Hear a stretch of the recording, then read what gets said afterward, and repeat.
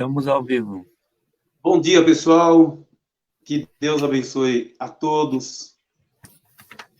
Mais um domingo aí super abençoado, né, com a participação do presbítero André Silva e o presbítero Rubens Mendes Cruz. O tema de hoje é a conduta do crente em relação à filha. É um tema muito importante para esse período em que nós estamos vivendo. Muitas coisas na mente humana têm mudado, mas a Bíblia continua sendo a mesma. O Senhor continua sendo o mesmo e Ele tem orientação para a gente. O texto áureo diz assim, ó, por isso deixará o homem seu pai e a sua mãe e se unirá à sua mulher e serão dois numa carne. E a verdade prática nos diz assim, Deus estabeleceu o casamento monogâmico, heterossexual e indissolúvel. Isto é, a instituição da família para a glória do nome dele. É bom a gente frisar já no início desta aula que há uma mentira sendo divulgada no mundo espiritual e propagada pela nossa sociedade, dizendo que o casamento é uma instituição falida. Isso é mentira do diabo. Porque quem instituiu o casamento é aquele que sustenta e jamais irá falir, porque é Deus que está no controle de tudo. E a família, ela foi instituída por Deus e ela também é sustentada por Deus. E não são as leis dos homens que vão mudar isso. E então, é muito importante a gente frisar essa parte logo no início da nossa aula.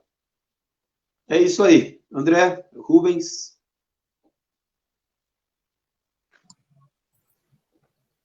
Pastor, eu sei que o senhor está orando bastante durante a semana, mas a gente podia fazer uma oração, né? Orar é meu lema, né? Que tal você fazer essa oração hoje? Eu acho melhor. Só porque você passou a bola. Amém. Senhor, nós te damos graças por essa manhã na tua presença. Sim, Deus. Por estarmos aqui reunidos no nome de Jesus. Te agradecemos pelo tema que vai ser estudado hoje, nesta manhã, que o teu Espírito Santo fale com cada um de nós. Nós te damos graças, Senhor, e que possamos estar envolvidos pela tua presença nesta manhã como igreja, aprendendo a tua palavra, Senhor, e vivendo de acordo com a tua vontade, através do teu ensino. Nós te agradecemos, visita cada família, Senhor, que está aqui conosco nesta manhã. Nós te agradecemos, te glorificamos, te exaltamos, Senhor, em nome de Jesus. Amém e amém. Glória a Deus. Prossiga. Vamos lá, então. Rubão, chega. Tudo contigo. Bom dia, na paz do Senhor. Então, como o pastor e o André já mencionaram aí, e é o tema da nossa lição de hoje, em relação à família. E vai ser interessante nós falarmos sobre isso. Já discutimos em outras ocasiões sobre esse tema em nossa comunidade, né? E nos dias de hoje, realmente, faz total sentido, né? A forma que nós atuamos. E falaremos também do papel do homem, papel da mulher e papel do filho também, segundo a Bíblia, em relação à família, a conduta de cada um deles. Eu vou iniciar, então, pela leitura bíblica em classe, que se encontra lá no livro de Efésios, que é o livro que nós estamos estudando. Aliás, nós já estamos na penúltima lição, né, André? Já estamos para finalizar essa revista aqui, entrar uma revista nova. E nessa lição, por completo, falaremos do livro de Efésios, que é um livro muito rico. E já estamos no capítulo 5. Então, Efésios 5, o verso 21, diz assim: sujeitando-vos uns aos outros no temor de Deus, vós, mulheres, sujeitai-vos a vosso marido, como ao Senhor. Porque o marido é o cabeça da mulher, como também Cristo é a cabeça da igreja, sendo ele próprio o salvador do corpo. De sorte que, Assim como a igreja está sujeita a Cristo, assim também as mulheres sejam em tudo sujeitas ao seu marido. Vós, maridos, amai vossa mulher, como também Cristo amou a igreja, e a si mesmo se entregou por ela, para a santificar, purificando-a com a lavagem da água pela palavra, para a apresentar a si mesma, igreja gloriosa, sem mácula, nem ruga, nem coisa semelhante, mas santa e irrepreensível. Assim, devem os maridos amar a sua própria mulher como a seu próprio corpo. Quem ama sua mulher, ama-se a si mesmo. Porque nunca ninguém aborreceu a sua própria carne, antes a alimenta e a sustenta, como também o Senhor a igreja, porque somos membros do seu corpo. Por isso deixará o homem seu pai e sua mãe, e se unirá à sua mulher, e serão dois numa carne. Grande é esse mistério. Digo, porém, a respeito de Cristo e da igreja. Assim também vós, cada um em particular, ame a sua própria mulher, como a si mesma, e a mulher reverencie o marido. E aí a lição segue também no capítulo 6 de Efésios, que vai tratar a questão dos filhos, que é o primeiro mandamento com promessa. Nós já temos isso vivo no nosso dia a dia, mas vamos ressaltar aqui hoje, e é muito interessante, porque há realmente há algo muito forte aqui. São duas recompensas, né, para essa obediência. Efésios 6, verso 1. Vós, filhos, sede obedientes a vossos pais no Senhor, porque isso é justo. Honra teu pai e tua mãe, que é o primeiro mandamento com promessa, para que te vá bem e vivas muito tempo sobre a terra.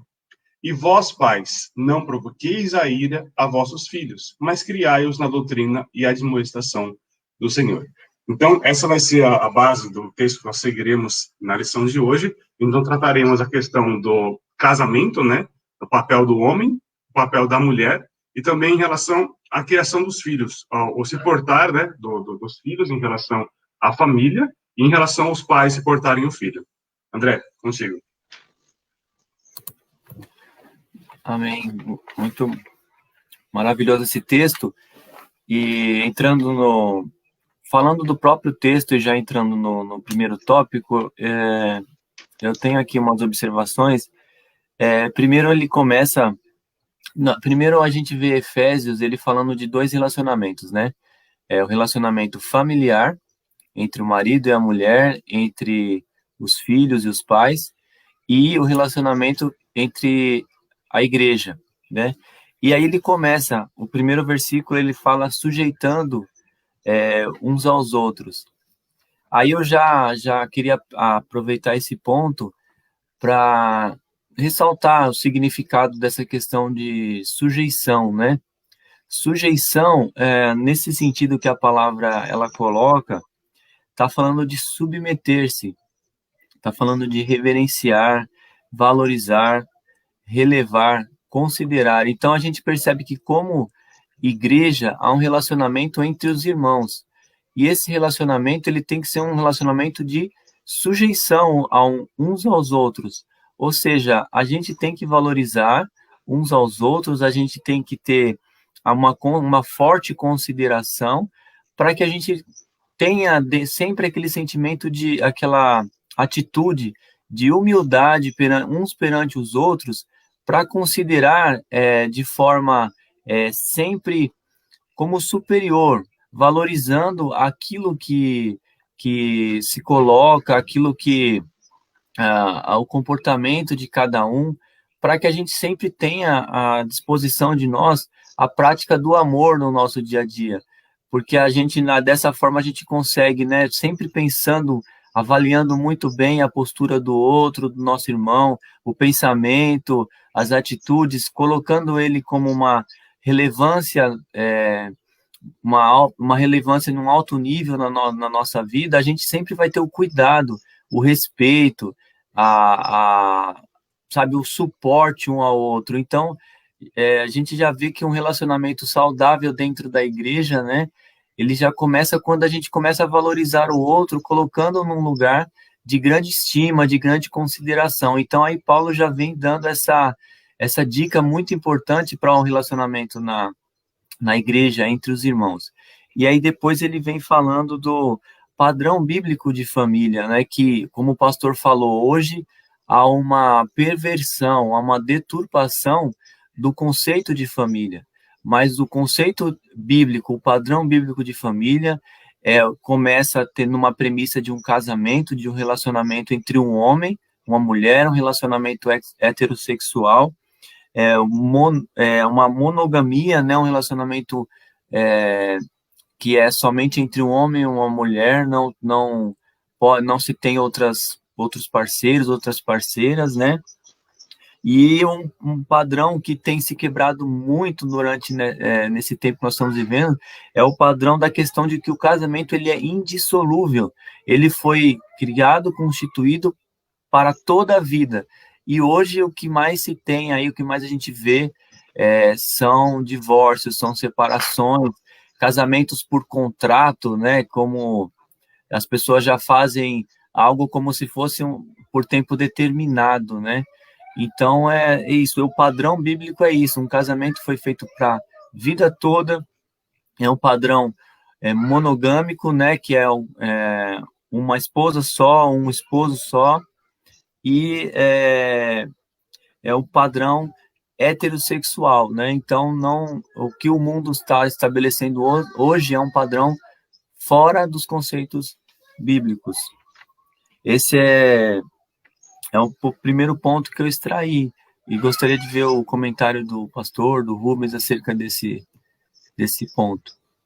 Antes do pastor, da palavra dele, eu só gostaria também de frisar, né, que nós continuamos ainda no período de quarentena, né, em relação ao período de pandemia que nós estamos vivendo, e isso que o André trouxe agora a respeito da introdução, é legal a gente mencionar, porque toda a parte da lição que nós estudamos, a parte da Bíblia que nós lemos, eu tento muito trazer para os meus dias, trazer para a minha vida, para o momento que eu estou vivendo, para reflexão. E ontem eu vi uma postagem numa rede social que falava o seguinte, que a quarentena, né, esse processo aí de isolamento, ele veio para revelar muitas coisas. E a frase dizia assim, em relação aos casais, que é o tema que nós estamos tratando hoje, aqueles que se amam, se amarão mais, passam a se amar mais por essa questão de proximidade.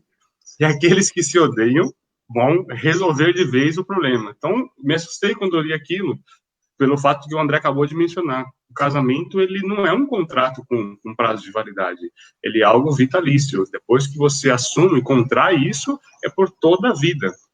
Então, foi por isso que Deus instituiu o matrimônio, né? E até a passagem que eu acabei de ler, aqui em Efésios, deixa eu ver qual versículo, que deixará o pai e mãe.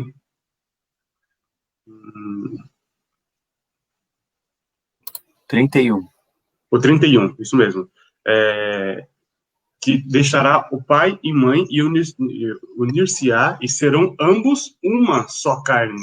Então, há um processo de fundição, né? Meu pai trabalhou bastante em processo de metalúrgica, né? E depois que funde, fala aí, pastor, tem como separar, não? Não dá, né? Então, se torna um único material, né? Então, de dois, passam a virar apenas um. Então, é isso que o pastor vai trazer para a gente agora.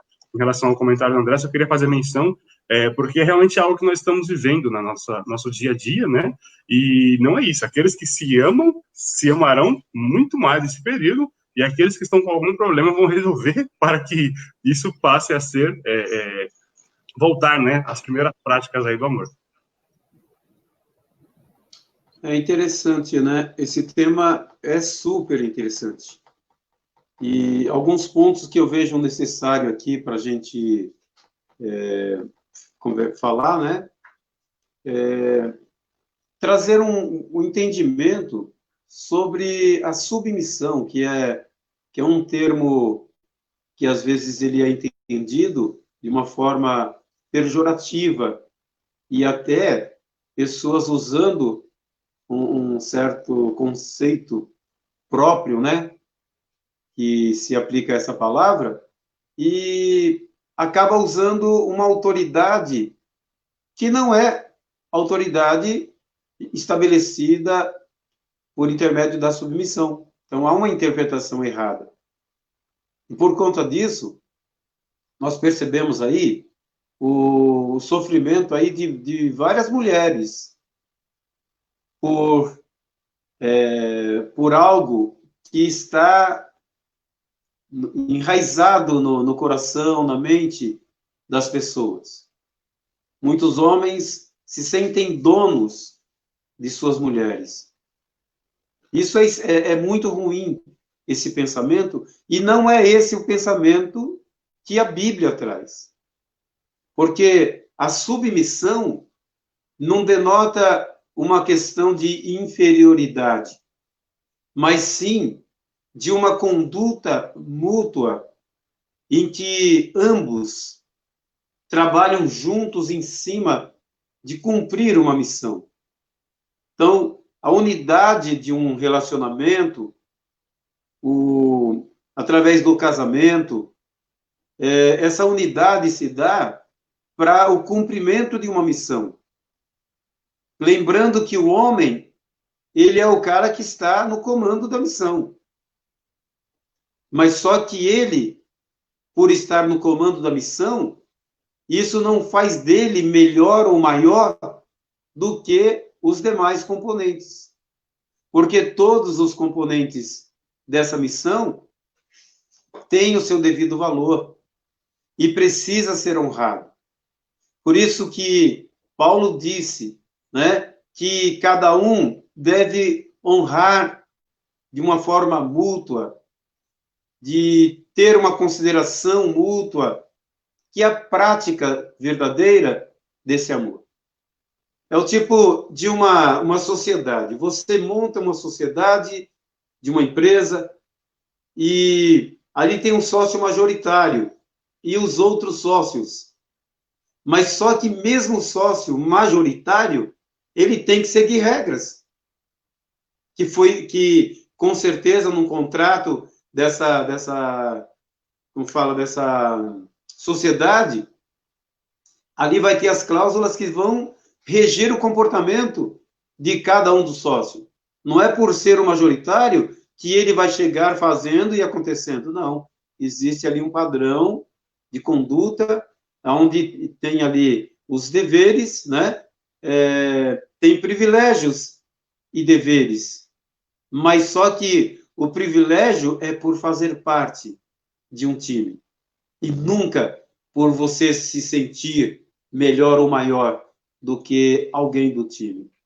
Então, isso é importante no casamento, né? Quando o marido ele entende isso, ele vai ser um cara aberto para um diálogo com a esposa.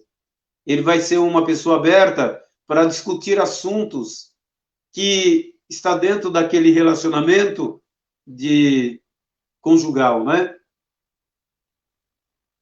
E quando isso daí acontece, a gente vê que há um casamento saudável, há um relacionamento saudável, tudo vai fluir bem.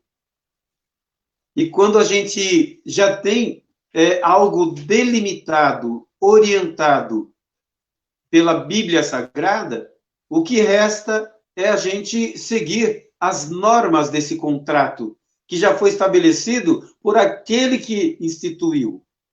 E o legal, pastor, o legal é que a gente tem aqui na lição e também na Bíblia, que traz uma comparação, né? A relação do lar é explicada na frase: o marido é a cabeça da mulher, vírgula, como também Cristo é a cabeça da igreja. Então, é um comparativo realmente que tem que fazer sentido na questão de como é Cristo como cabeça da igreja.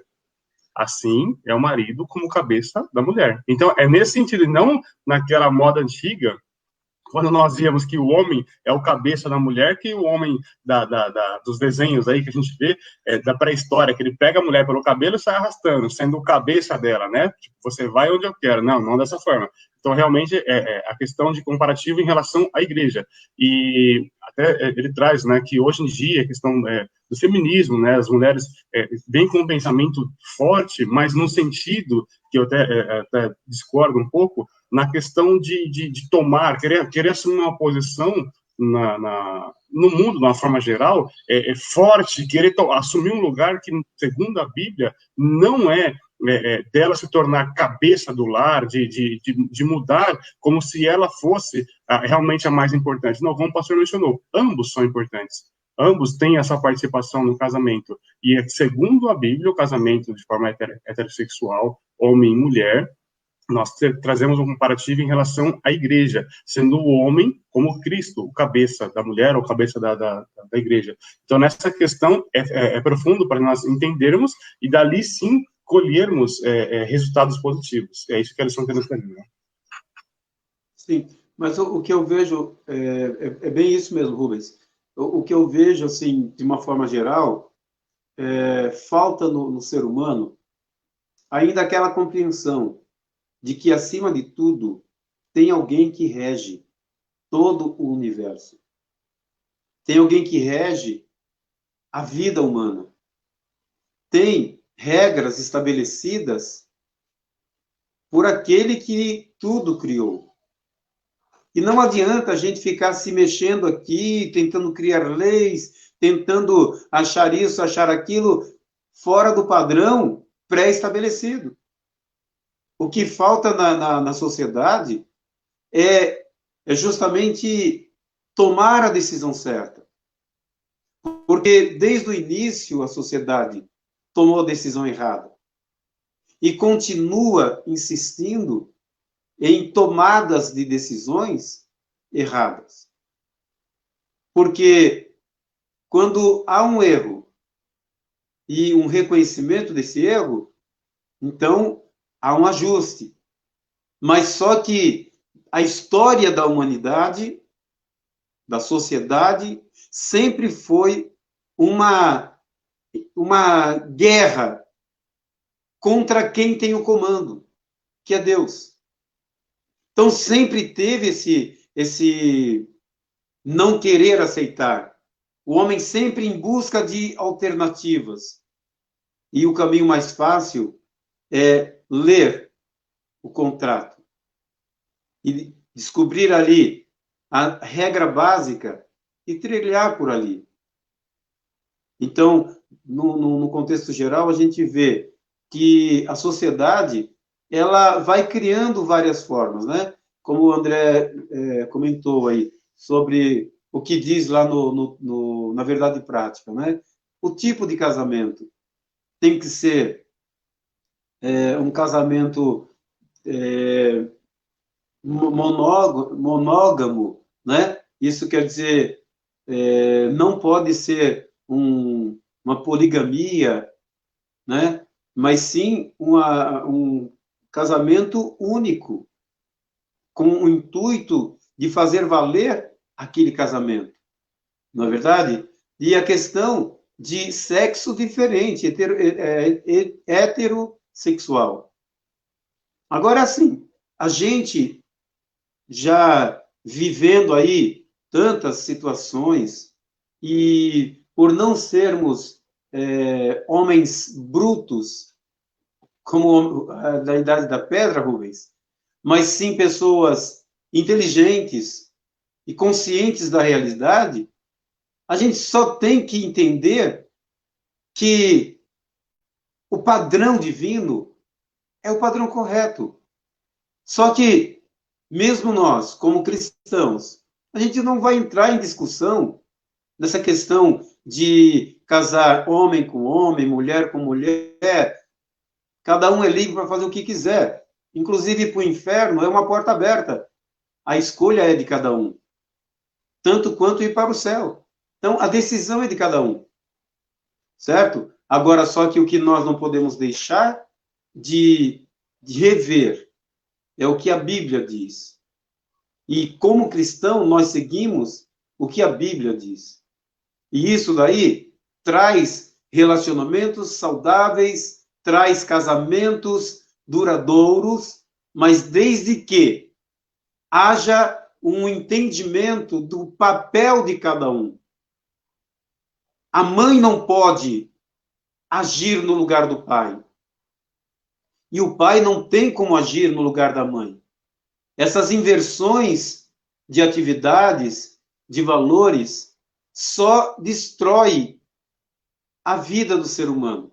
Então, nós temos uma sociedade destroçada por conta do quê? Simplesmente porque as pessoas não entram pelo caminho simples de que o homem tem um papel para desenvolver na família, a mulher tem o seu papel, e ambos, trabalhando em consenso, eles vão fazer um trabalho maravilhoso, uma missão maravilhosa, e o resultado é formação de homens e mulheres com orientação da vida dentro da realidade do que está no coração daquele que instituiu o casamento. Ok? É isso. Ok, então, para a gente concluir o primeiro tópico, como o pastor mesmo tem falado, né? Então, assim, existe um padrão.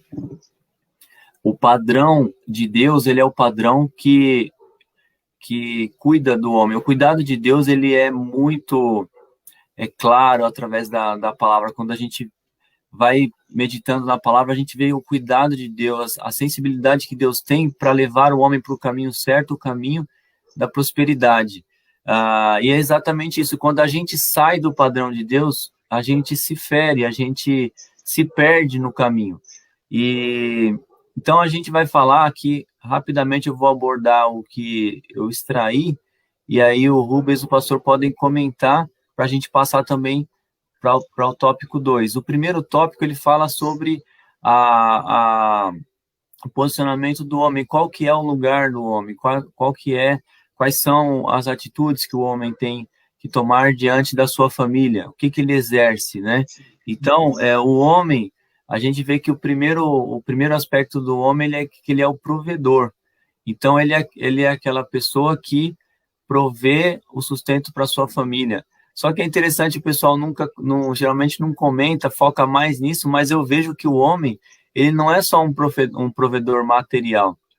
Ele também tem que prover o amor. É isso que é interessante, ele tem que promover o afeto. Então, assim, a Bíblia fala claramente, marido, ame as vossas esposas. E dentro do amor, quais são as características do amor? São diversas.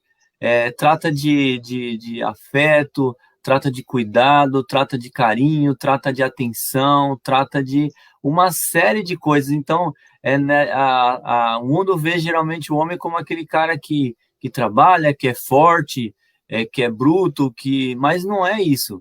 O verdadeiro homem, ele é provedor, tanto material como da parte emocional da sua família também. Né, que ele é o cara que provê o amor, né? Então ele além de ser esse provedor, ele é líder, ele é sacerdote, ele é aquele que abençoa a família, é aquele que toda manhã, aqueles que têm filhos, né, aquele que põe a mão na cabeça da sua esposa, dos seus filhos e abençoa, libera a bênção de Deus sobre a vida da sua família. E deixa eu ver o que mais. É aquele que se sacrifica. Pode falar. Sim. Quando você coloca assim, André, voltando até o que eu mencionei há pouco, né? Um modelo de Cristo, porque aqui a lição fala em João 13, 34, 35, que o modelo cristão está fundado no amor e no respeito mútuo. E como você mencionou, além de prover a parte material, tem também a parte espiritual, que ele deve ser o responsável, né, como sacerdote do lar. Então, a gente vê apenas a parte física, né, não vê a parte espiritual. E também tratando a mulher como parte mais frágil, que a gente vai entrar daqui a pouco na parte da mulher. Mas o homem tendo esse zelo de ver a mulher realmente como parte mais frágil, não como, olha, que dozinha dela, de medo de quebrar, não. A questão é que ela requer mais carinho, ela requer mais cuidado, requer atenção, porque o homem já tem uma forma de ser bruto, né? Para ele é simples e pronto. Para a mulher tem mais detalhes, a questão de melhor ser entendida e compreendida. Eu acho que é esse ponto mesmo que o papel que você está mencionando em relação ao homem. É isso, e eu vejo assim, né, o homem, sacerdote, aquele que intercede pela família, abençoa, que é aquele, vamos dizer assim, o carro-chefe espiritual da família, é aquele que protege, ele dá a sua vida pela sua família, protege seus filhos, sua esposa, é o provedor, aquele que provê amor, provê a parte material, e porque o mundo, essa questão que a gente tem que entender, o mundo ele aborda as coisas que Deus tem já padronizado para o homem de uma maneira incorreta. Então, o mundo ele criou uma disputa entre o homem e a mulher. Mas é como o pastor falou, cada um tem o seu lugar. E cada um exercendo a sua função, o que vai acontecer? A família ela vai ser estruturada sobre um fundamento forte. E é isso que Deus quer, é isso que nós estamos passando nessa manhã. Então, se nós seguimos o padrão divino, os homens seguirem o padrão divino, eles vão ter muito sucesso em guiar a sua família, em ter um casamento fortalecido para a vida toda, filhos que vão sempre cooperar, que vão carregar um amor muito grande pela família, pelos valores familiares, né? E a Bíblia tem vários casos de inversão de valores, que resultados foram terríveis, né?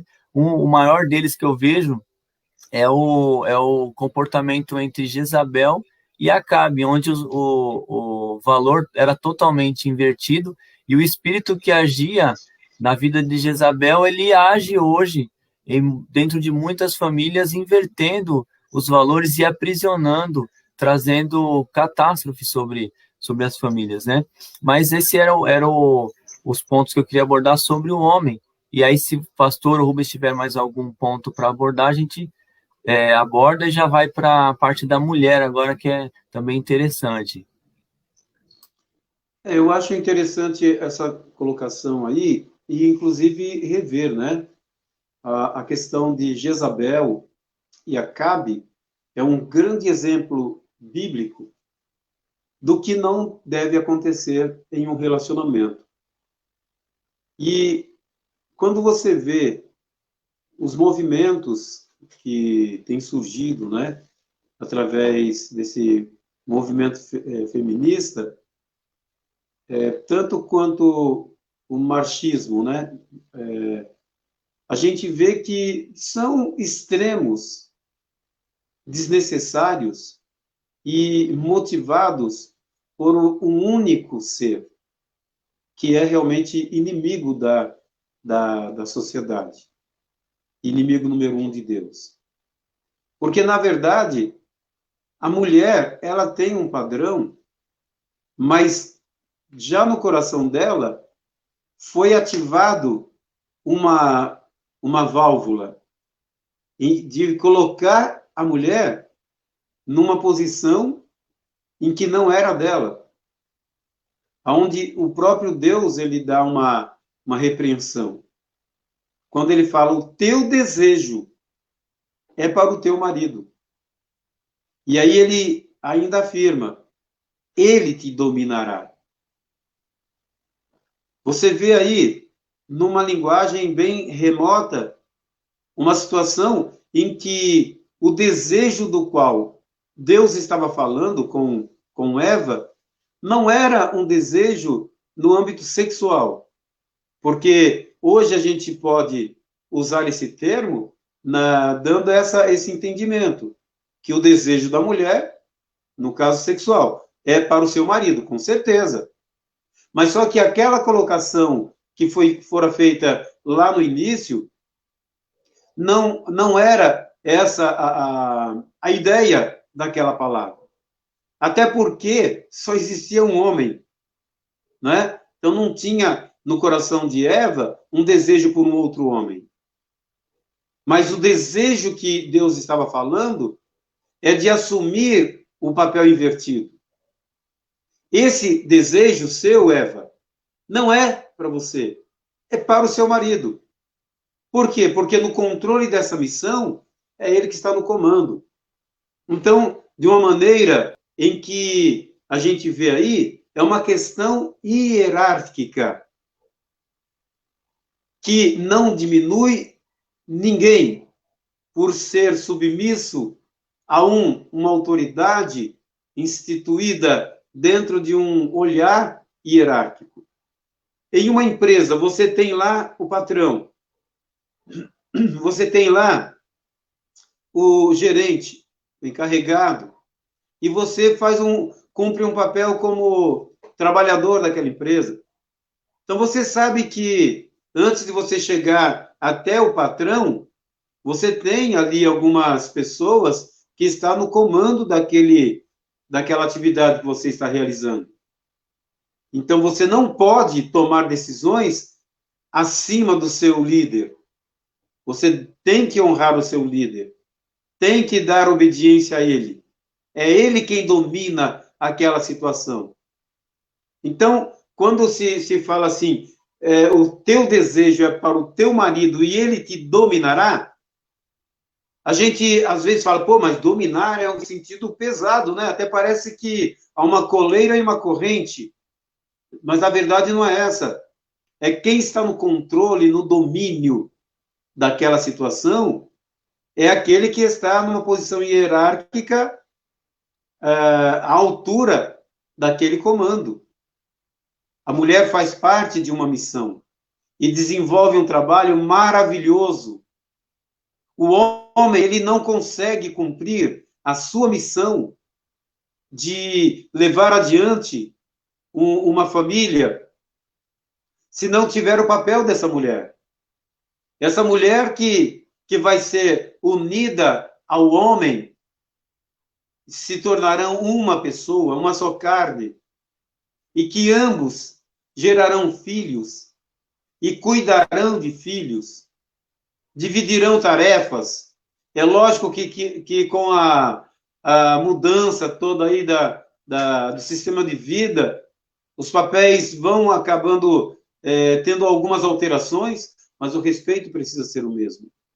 O homem precisa ser valorizado no seu lugar e a mulher valorizada no seu lugar. Aí, quando você pega o papel lá de Jezabel e Acabe, você vê um casamento invertido, inversão de valores. Para que haja uma Jezabel, é preciso que haja um Acabe. Então, para um homem, vou usar um termo aqui até um pouco pesado, né? Para um homem frouxo, existe uma mulher dominadora. Essa é a realidade. E uma família destruída. Porque o papel do homem, ele não pode deixar de cumprir. E o papel da mulher é de ser o suporte para que ele cumpra esse papel. Então, quando há essa interação dentro do lar, a família está estruturada. A base familiar, ela está super apoiada. E vai dar certo. Agora, quando há uma inversão, né, aí você percebe que a tendência é que os filhos não terão uma boa orientação, é que as famílias elas vão ser destruídas e uma sociedade chega ao caos, como nós vivemos em uma sociedade num estado caótico. A razão de muitas violências, de tantas marginalidades, é porque os pais da antiguidade soltaram a rédea, ao invés de viver o seu papel, se entregaram a outras práticas, como bebidas, jogatinas e mulheres, mas não cuidaram de suas famílias.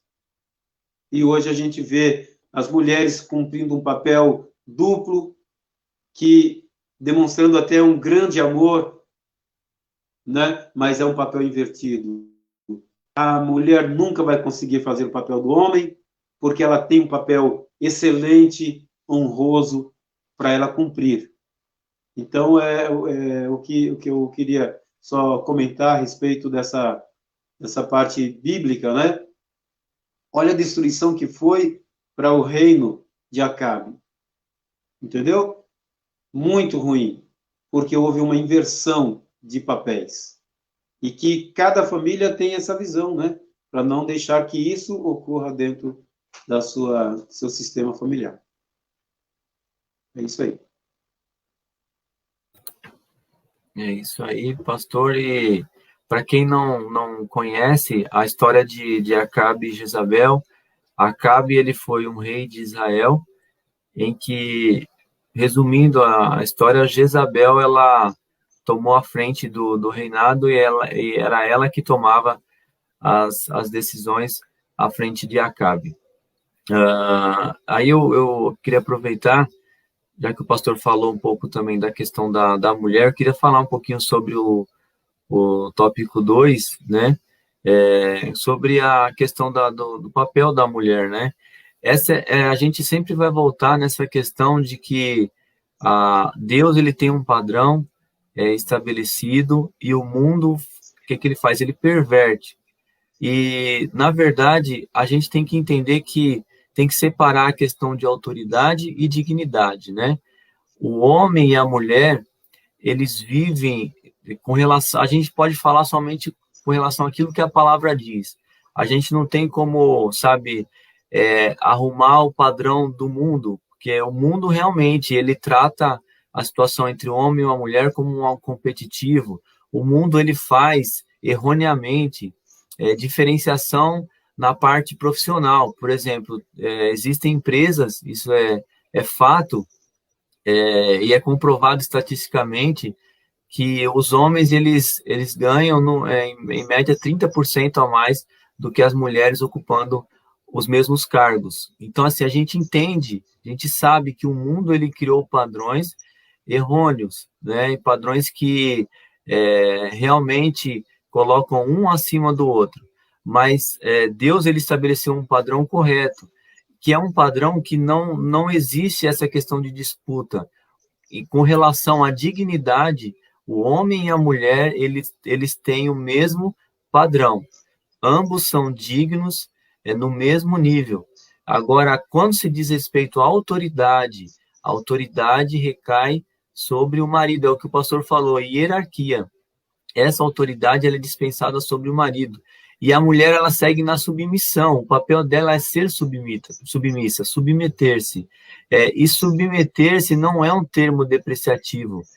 É o que o pastor falou, submeter-se é estar junto na missão, cumprindo o seu papel. O homem, ele tem o papel de cabeça, de liderança, mas a mulher, ela pela formação dela, da forma que Deus a criou, ela tem um papel excelente, que é o papel de administradora. Ela é aquela que cuida do lar para que tudo ande nos eixos, né? A gente já tem visto muitas vezes a questão de Provérbios 31, 29, se eu não me engano, que fala sobre a mulher virtuosa. A mulher virtuosa é aquela que edifica o lar. E uma das características da mulher que é submissa, ela faz com que o marido seja um conquistador, com que a família prospere. Isso é uma coisa muito importante, porque eu quero até pegar um exemplo, poderia falar até de mim mesmo, do meu relacionamento conjugal, como a minha esposa me fez crescer durante esses anos de casamento, mas a gente tem um exemplo muito assim, magnífico, assim, muito grande no mundo mesmo, que a gente pega o presidente, que era presidente dos Estados Unidos, o Barack Obama, e a sua esposa, Michelle Obama. Ela foi o suporte para ele chegar até onde ele chegou. E eu estava assistindo a biografia em vídeo, né, da vida deles, e, ela foi fundamental para ele alcançar o cargo mais elevado naquele país.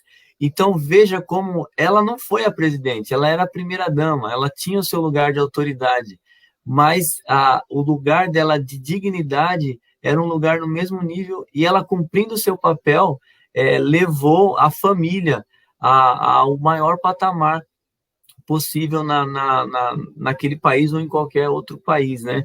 Então, a função da mulher, da estrutura que ela tem, é para ser essa administradora, essa que edifica, que cuida, que zela. Então, é um papel fundamental. E gostaria que vocês comentassem aí, Rubens, pastor também. Sim, realmente é a adjutora, né? Como você colocou mesmo. E nós vemos que o homem, ele consegue avançar quando ele tem ali uma retaguarda coberta, né, pastor? Sim. É importante a gente ver, você falou sobre a questão da mulher, né, como administradora, e a gente tem algumas comparações sobre a forma do homem ver as coisas, né? O homem, ele tem um olhar de águia, e a mulher tem um olhar de coruja, né? Então, o homem, ele sempre vai olhar lá adiante. O homem é um sonhador. Ele vai sempre ver lá na frente. Mas a mulher, ela é uma estrategista. Então, quando os dois trabalham juntos, com certeza chega ao lugar aonde deveria chegar. O homem sonha, a mulher arma todos os esquemas e ambos trabalham em cima de toda aquela estratégia que já foi definida por ambos. Porque na visão de águia, a águia ela enxerga muito, ela vê a distância, né? E já na visão da coruja, ela tem uma visão de tudo que está à sua volta. E com isso, a mulher se torna muito mais administradora do que o homem. Uma visão de administração muito mais elevada, mas dentro de um trabalho aonde que essa administração precisa estar em consenso com o líder da missão. Então, a família, ela tem um líder, um cabeça, que está sempre olhando em busca do sucesso para aquela família.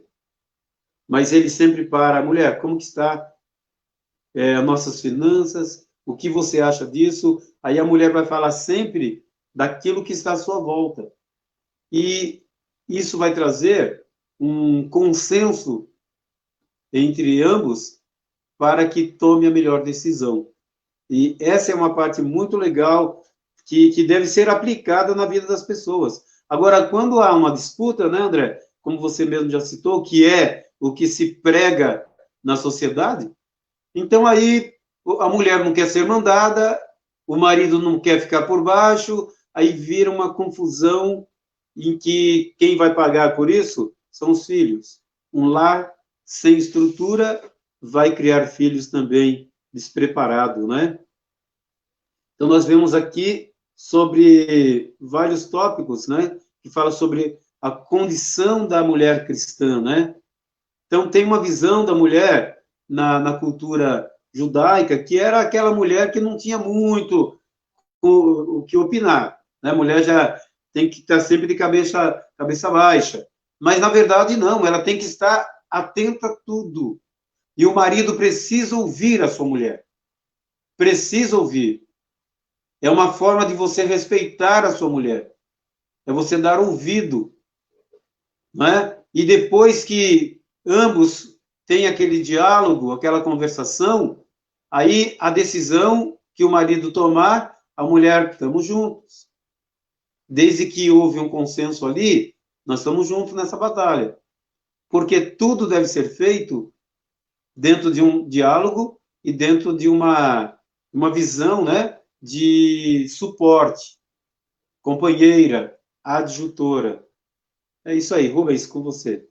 E a mulher também, hoje, como nós já mencionamos, o pastor mencionou no começo da aula, que ela também escolheu em participar aí no auxílio às finanças no lar, né? Hoje em dia, muitas mulheres, elas participam junto ao marido no fornecimento aí pro prover do lar, né? Muitas outras também acabam assumindo esse papel de liderança, e nós vemos que realmente a sociedade mudou de uma forma geral. E isso não é ruim, porque os dois, somando, acabam complementando e fica realmente muito melhor viver, fica muito mais leve o fardo. Só que a mulher que escolhe trabalhar, ter um duplo uma dupla jornada, eu digo, porque a administração do lar já é dela. Se a mulher está dentro do lar, tem o papel de mãe, de esposa, de cuidar do lar, e ela escolhe uma dupla função, que seria o trabalhar, né, fora do serviço externo, ela também tem que entender que ali é uma segunda escolha, porque a primeira, ela não pode ser substituída pela segunda. Então, a tarefa dela do lar, de administrar o lar de uma forma geral, de cuidar dos filhos, já foi escolhida quando ela aceitou o matrimônio e decidiu ser esposa e, futuramente, decidiu ser mãe. Então, nessa questão, ela não pode deixar que o trabalho externo roube o lugar, fala, não, só porque agora eu trabalho fora, o marido agora que tem que fazer as obrigações do lar, não. E sim conseguir administrar isso e se tornar, realmente, como o André mencionou lá em Provérbios, a palavra do Senhor fala, uma mulher sábia que edifica o lar. E a lição até fala aqui mesmo, que em relação ao homem, que o André fechou, o marido que cuida da mulher como vaso mais frágil, né? E, no caso, a mulher, em relação ao marido, ela... Aqui, ó. O sentimento denota o sentimento que conduz a esposa a agir de modo a agradar o seu marido. Essa postura é demonstrada quando ela o apoia, o ajuda e na sua tarefa de liderar. Significa que a esposa participa das decisões em família, porém não procede como opositora e nem desautoriza a autoridade do seu marido. Foi o que o André mencionou em relação a Acabe e Jezabel. Quando o homem tem o papel da liderança e a mulher está ali aliada ao seu chamado, para também fazer parte, mas não determinar como vai ser. Acredito que juntos chegam a uma definição, e ali sim falam, olha, será dessa forma conduzida, porque assim que Deus me colocou como cabeça, nós seguiremos, mas em comum acordo. Então, os dois ali, né, formam um só, e essa unidade traz a conquistas, que é bênção, né? E uma grande dica, assim, né, para os casais, que eu falo por experiência mesmo, é que a gente tem que procurar fazer tudo em concordância, porque embora a decisão ela seja do marido, né, o ponto final ali é do marido, mas se forem tomar uma decisão e houver uma discordância, é melhor que não seja feito nada antes que haja essa concordância, porque eu acredito que, assim, 100% dos casos, quando se faz uma coisa em discordância, ela não dá certo, não dá certo. Então, é importante o marido e a mulher entrarem nesse acordo em cada decisão, por mais simples que seja, porque se houver sempre um acordo, tudo aquilo que acontecer, que vier de repercussão da decisão que foi tomada, vai ter um suporte, vai ter algo fundamentado que vai fazer com que aquela decisão prospere, independente do resultado. Isso é importante. Quando o André fala isso, até me lembra agora daquela passagem na Bíblia, que a questão da vontade de Deus é vontade permissiva, né? A mulher fala assim, olha, eu não concordo, eu acho que não deveria ser assim, dá a opinião dela, realmente como participante comum ali do casamento. Que ela fala, ó, eu não concordo, mas se você achar que tem que ir, você vai, mas eu não tô apoiando. Cara, não vai porque vai dar ruim, né? Não vai ser algo benéfico. E, claro, que quando é em comum acordo, as coisas fluem muito legal, como eu estava dizendo, em relação à mulher que tem um papel hoje na sociedade, com a colocação, a minha esposa, por exemplo, trabalha fora e também tem a administração do lar, é algo muito legal, uma dupla jornada, é exigido muito mais, se bem que a bateria dela parece que não acaba, mas está ali sempre na ativa, né, acelerada como sempre, mas é bênção, uma pessoa que está sempre me apoiando, me ajudando, em relação a algumas coisas que, no momento que a gente tem dificuldade, ela fala, não, vai, você consegue, você é capaz, então isso motiva mesmo a você persistir, você continuar na jornada, e isso é legal, porque você tem realmente um apoio como homem, né, nós poderíamos ter aqui as mulheres falando em relação à parte delas, né, pastor, para poder complementar. Mas nós já sabemos que o papel delas é importante. Eu vejo, por exemplo, a minha mãe, que é a pastora, que em todo o tempo auxiliou meu pai, como até hoje auxilia, e realmente tem sido um braço direito, né, pastor? Braço direito e esquerdo também, quando não as pernas, porque está sempre adjutora, quando o pastor pinta no versículo, ela já fala o capítulo também e o livro. Então, realmente alguém que está apoiando, e o papel da mulher é esse, estar ali submetendo a uma liderança, mas em comum acordo. Então, eu louvo a Deus por essas mulheres que realmente se colocam no lugar que a Bíblia ensina, né? Porque assim, a missão, né? Submissão, a missão que os dois colocam para ser atingida como vida, ela é realmente alcançada com êxito. É bem isso mesmo. É por aí mesmo. Eu gostaria só de de voltar um pouco um assunto, né, que a gente já abordou aqui. Deixará o homem a casa do seu pai, né, e unir-se-á a uma mulher. Quando a gente vê isso, esse termo, deixar a casa do pai, pode acontecer assim. Às vezes a pessoa tem uma interpretação errada disso, né? O deixar a casa do pai não está falando numa visão espacial, mas está falando numa questão de assumir o compromisso. Porque muitos filhos, como homens, que não foram preparados para assumir o seu papel, que não viveu as faixas etárias, né? No período da sua infância, o período da adolescência, da sua juventude e da sua maturidade. Quando o homem toma a decisão de assumir uma família, ele já precisa ser um homem. Ele não pode ser um adolescente. Então, ele já é um jovem que alcançou já a posição de maturidade. É uma decisão de um homem. Então, por isso que a Bíblia fala, deixará o homem a casa de seus pais. E esse deixar a casa, às vezes a pessoa já mora até fora do estado, fora do país, mas não conseguiu deixar a casa do pai. Entendeu? Por quê? Porque ainda não assumiu o comando da sua casa.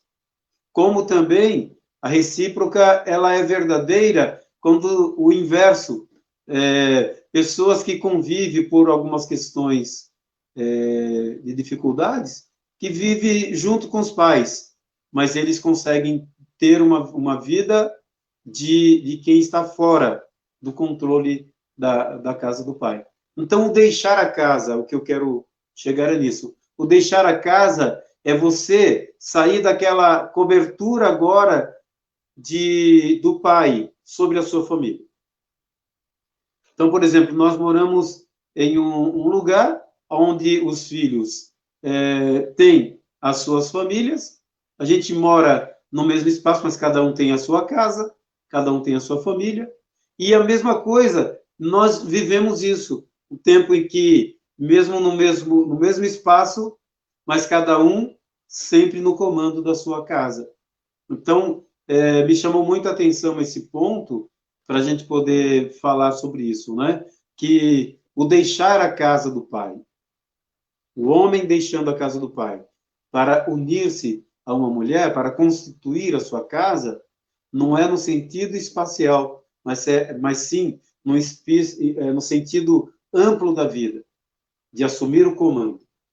Porque assim como ele é o cabeça da mulher, cabeça do lar, ele deixa de estar debaixo da orientação do pai. Ele pode ter o pai como conselheiro, como alguém para poder orientar, quando ele abrir uma porta para essa orientação.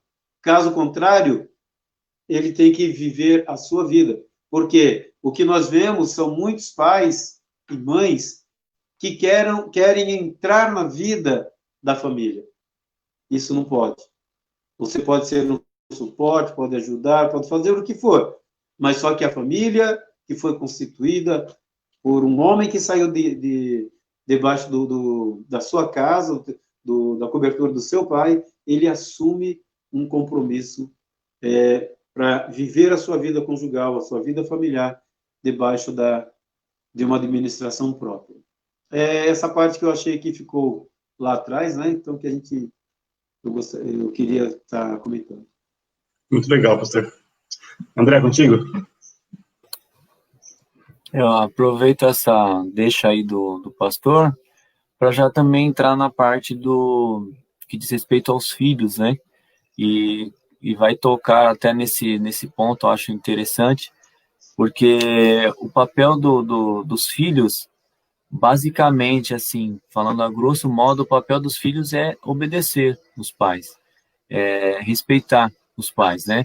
E cumprir aquilo que os pais têm de orientação para a sua vida em cada fase da sua vida.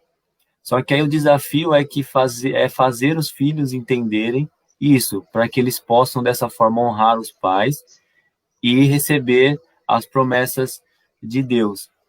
E dentro dessa questão dos filhos, a gente vê que o desempenho dos pais ele tem que ser focado. Pais que são cristãos, que seguem as ordenanças da palavra, eles têm que ser focados em criar os filhos de forma que eles possam, numa determinada fase da sua vida, continuar promovendo o crescimento do caráter de Cristo nas suas vidas.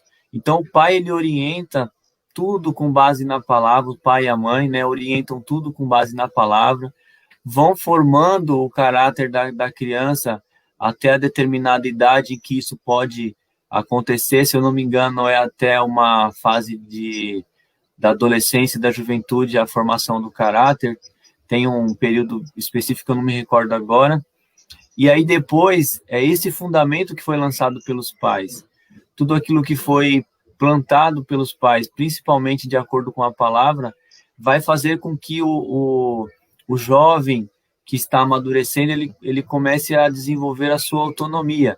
Aí a gente começa a lembrar aquilo que o pastor já nos ensinou em outras escolas, né? A vida, a constituição da vida do ser humano, que começa na fase da dependência, que é a fase da infância, depois vem a fase da independência, né? Que é aquela... Pode falar. Independência, tá achando? Independência, que é aquela fase da adolescência, né? E depois vem a fase da maturidade, que é a fase da interdependência, que é uma questão já familiar, quando você não depende só de si mesmo, mas você depende de toda a sua família, você conta com todos, né? E é interessante porque aí eu queria citar alguns assuntos que podem ser meio polêmicos, né? Porque nós estamos falando com pais aqui, né?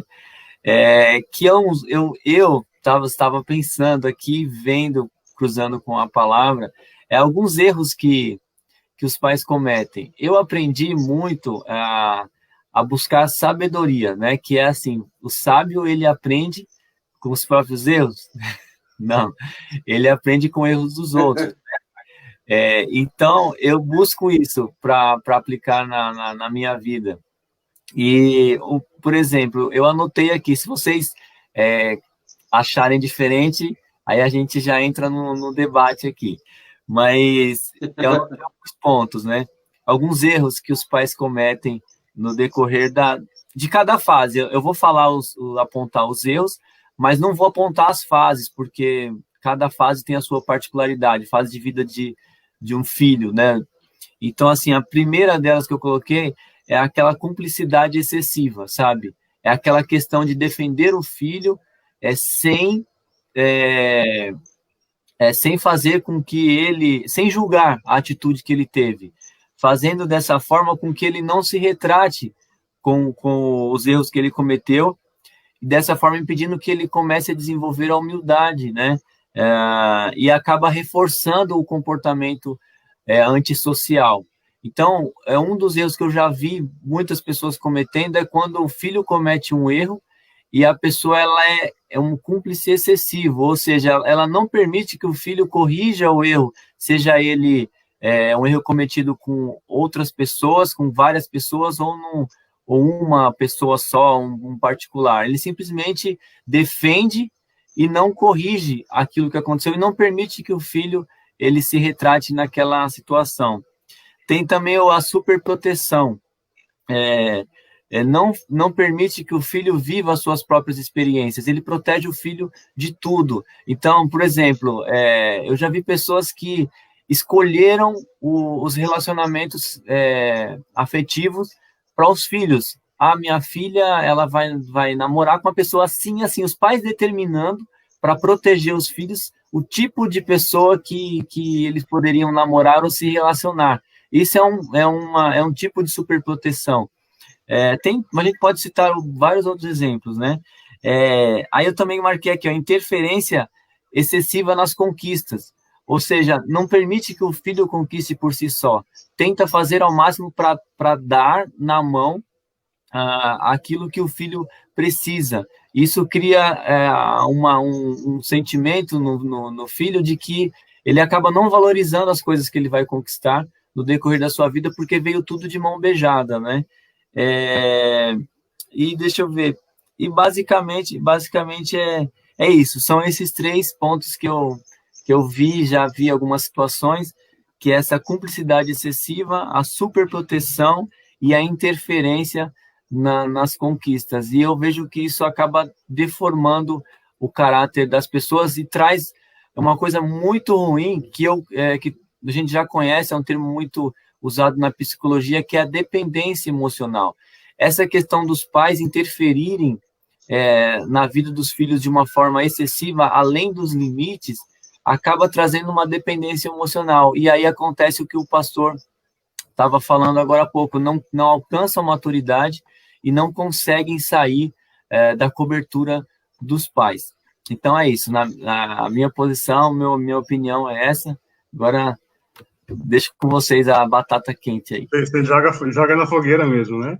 Mas eu acho que para esse momento mesmo, ninguém nesse grupo aqui melhor do que nosso pastor, já tem uma experiência aí de filhos já criados, casados, netos, muitos filhos espirituais para poder mencionar. Mas antes do pastor já dar a réplica dele, eu gostaria só de também dizer que nós temos muitos pais aqui conectados com a nossa live nesse momento, né?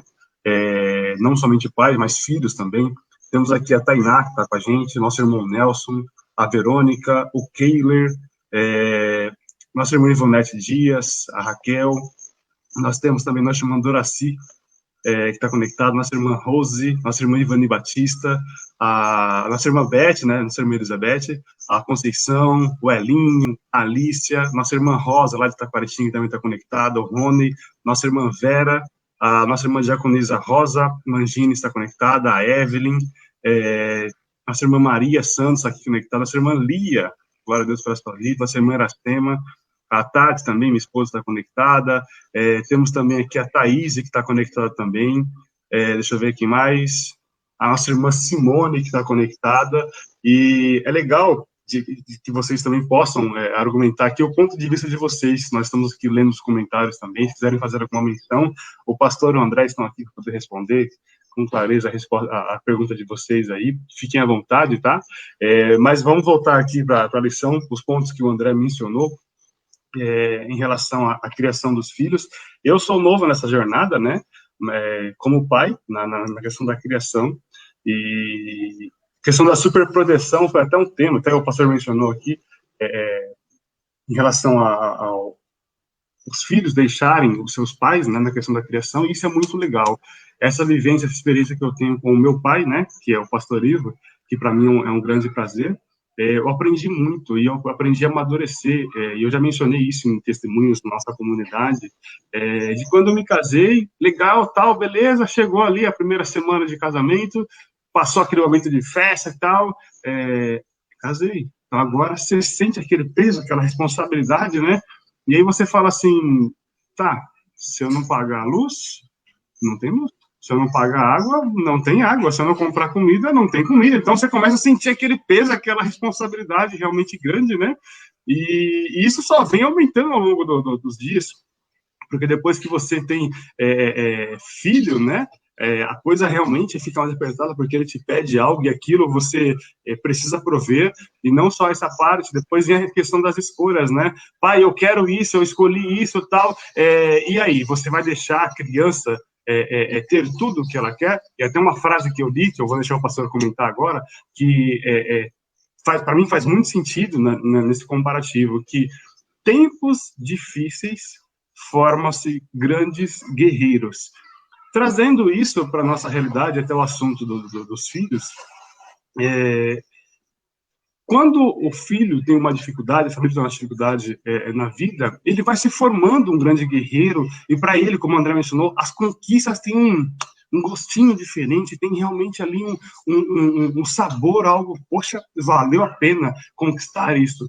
E quando o filho tem tudo, aí fica muito fácil, ele não dá valor para as conquistas, e aí lá na frente, ele pode ter dificuldade, porque na hora de conquistar alguma coisa, para ele não vai saber o preço que aquilo tem. Então, realmente, isso pode se tornar um problema. A gente pode formar ali uma pessoa que vai ter dificuldades, não vai saber o preço das coisas, né, Léo? O preço ela sabe, não sabe o valor das coisas, ela não sabe o quanto aquilo custa para ser conquistado, e para ela, qualquer tropeção que ela tiver, qualquer dificuldade que ela venha a ter, realmente vai ser um grande impasse, porque ela não vai conseguir avançar. Falando em filho, o cara já está por aqui, já conectado com a gente, e então, glória a Deus por isso. Então, gostaria de deixar nosso pastor aqui comentar esse ponto aí, porque a experiência aí mata, né? Legal. Então, o que a gente entende, diante de toda essa questão aí, é que para você decidir ser pai de família, ser pai e ser mãe, você precisa buscar sabedoria. Se você quiser ter uma família abençoada, você precisa buscar sabedoria. As famílias que não conseguem ser bem-sucedidas, elas têm um ponto em comum: a falta de sabedoria. Então, tanto o marido quanto a mulher, pai quanto a mãe, eles precisam administrar muito bem as suas emoções, eles precisam buscar de Deus uma estratégia para lidar com cada situação. E isso é que vai fazer com que você seja bem-sucedido no seu relacionamento, a importância do marido e da mulher caminharem juntos para que se fortaleçam, para que a visão seja única, para que a bênção de Deus seja completa. Isso é importante. E na questão do criar filhos, a sabedoria também tem que ser aplicada, e muito mais ainda. Porque o que nós vemos em famílias que não deram certo, às vezes a interferência da mãe na autoridade do pai. Às vezes uma visão que a mãe passa para a filha, para o filho, da figura do pai. Então, quando há entre o casal a coerência, um relacionamento curado, isso daí vai transferir para os filhos, né? Isso vai transferir para os filhos. Aqui, ó, Netinho. Fala oi para o papai. Oi, pai. Fala oi para todo o pessoal da JBV. Oi, tio. Oi, vô. Deus abençoe. Então, a gente percebe que essa questão da sabedoria é a parte mais importante. Um dos maiores problemas que nós enfrentamos, né, dentro de uma questão familiar é o amor de superproteção, principalmente pela mãe. Então, se duas crianças estão brincando, não importa quem está certo. O meu filho, não, ele não faz isso. Então, essa superproteção, que é o sinônimo de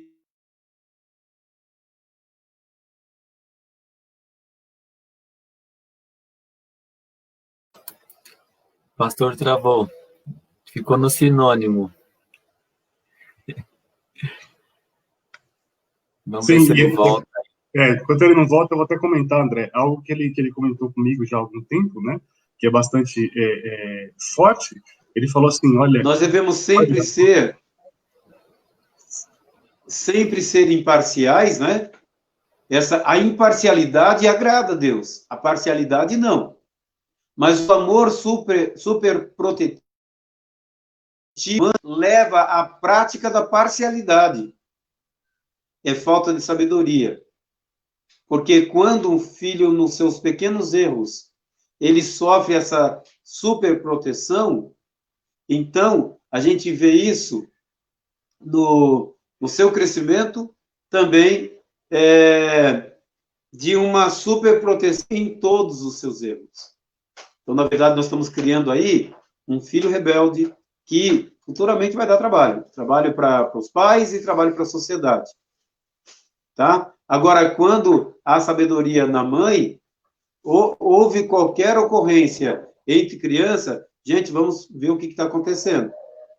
Então, se o meu filho estiver errado, eu vou corrigir. Não é que eu vou pegar e arrebentar ele na cinta. Não, eu vou corrigir.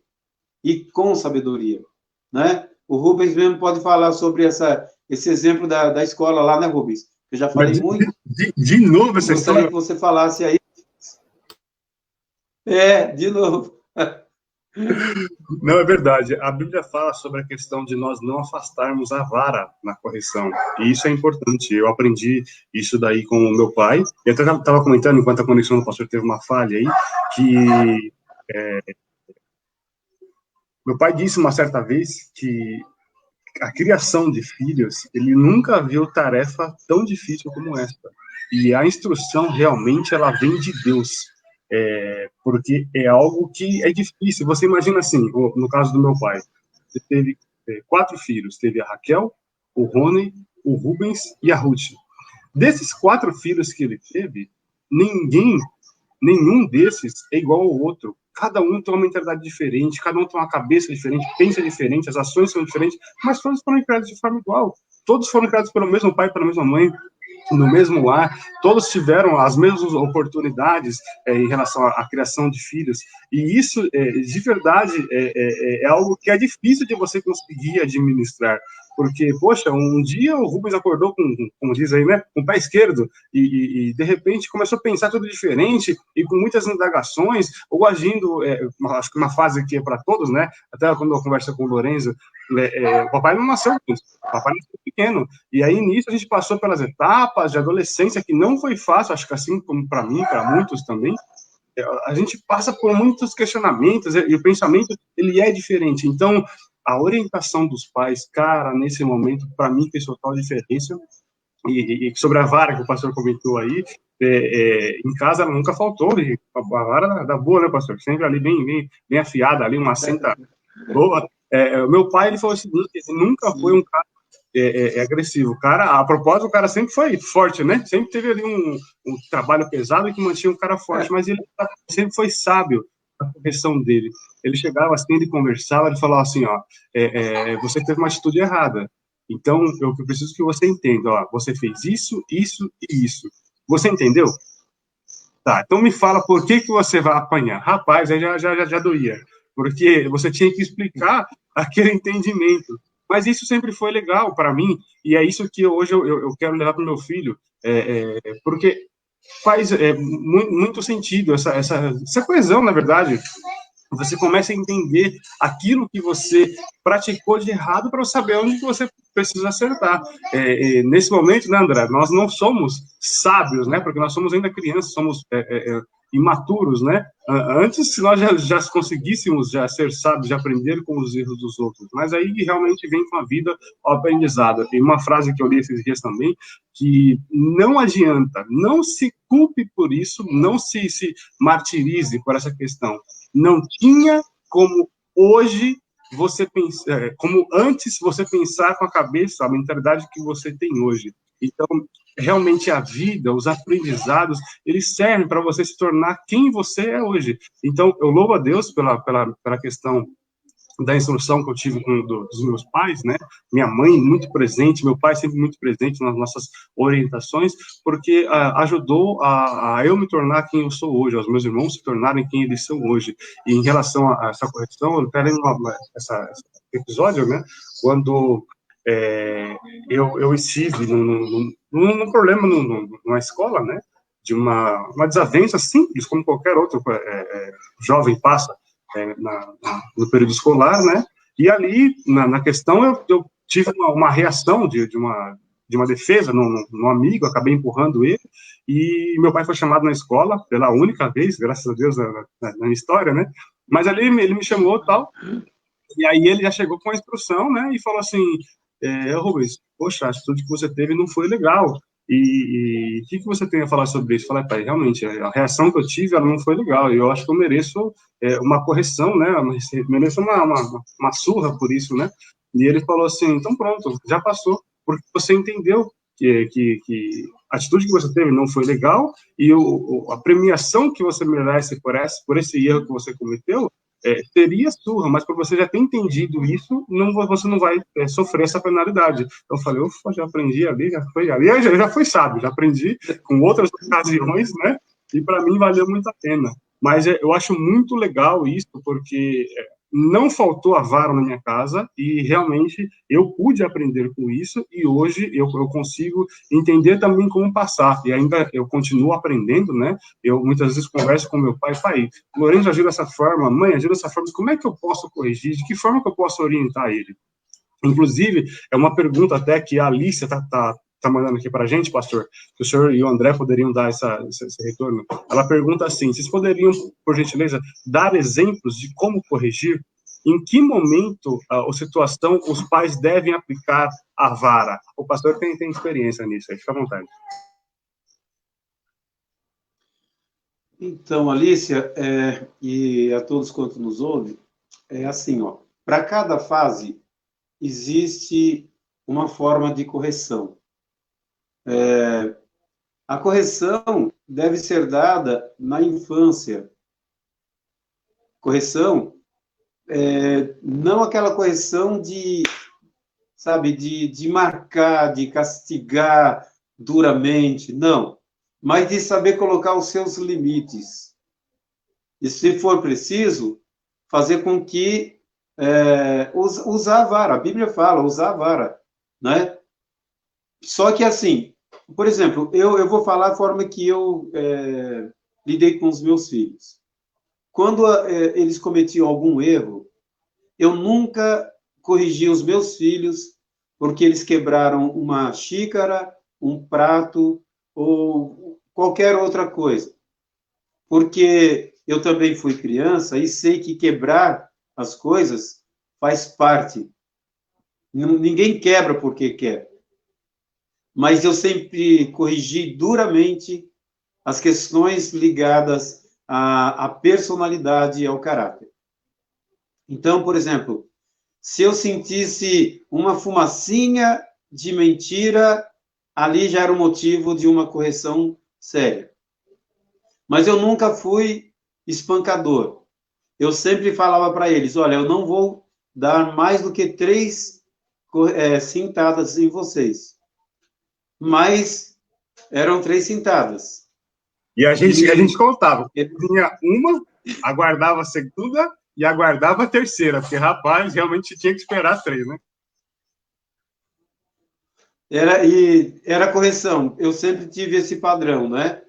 Nunca corrigi meus filhos na ira. Sempre esperava o momento certo. Vem cá, porque agora a gente vai bater um papo, vamos conversar. E ali tinha correção. Se, como o Rubens já citou, se houvesse um